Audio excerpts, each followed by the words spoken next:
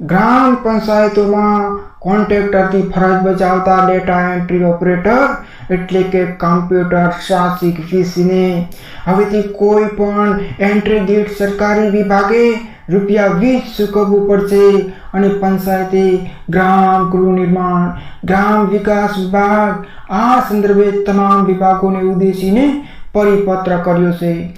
રાજ્યની 14,000થી વધુ ગ્રામ પંચાયતોમાં આ વીસીને કામ કરે જે આ નિર્ણયની ફાયદો થશે।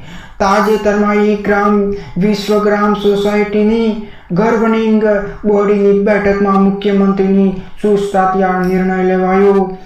ગ્રામ વિશ્વગ્રામ યોજનામાં 7, 12 અને 8 હકપત્રની નકલ, જન્મ મરણના દાખલા, વીજળી અને ગેસના બિલો અને આવકના દાખલા, રેશન કાર્ડ સુધારા, ટેકાના ભાવ, ખેત પેદાશો વેચાણ માટે ખેડૂત રજિસ્ટરો, પીએમ કિસાન સહાય યોજનાના ફોર્મના આધાર કાર્ડ, આયુષ્માન કાર્ડ અને ઈ-શ્રમ કાર્ડ વગેરે જેવા 75 જેટલી સેવાઓ ગ્રામ યોજના ઉપલબ્ધ બનશે। અત્યાર સુધી વિવિધ વિભાગો દ્વારા આ સેવાઓ આપવા બદલ વીસીને યુનિટ દીઠ અલગ અલગ દરે પેમેન્ટ થતું હતું।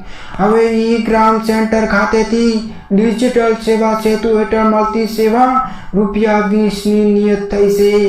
તે મુજબ કોઈ પણ વિભાગથી ડેટા એન્ટ્રી સંબંધિત કામગીરી માટે વીસીને કેસ દીઠ ઓછામાં ઓછા 20 જે તે વિભાગે ગ્રામ વિશ્વગ્રામની સોસાયટીને ચૂકવવાના રહેશે।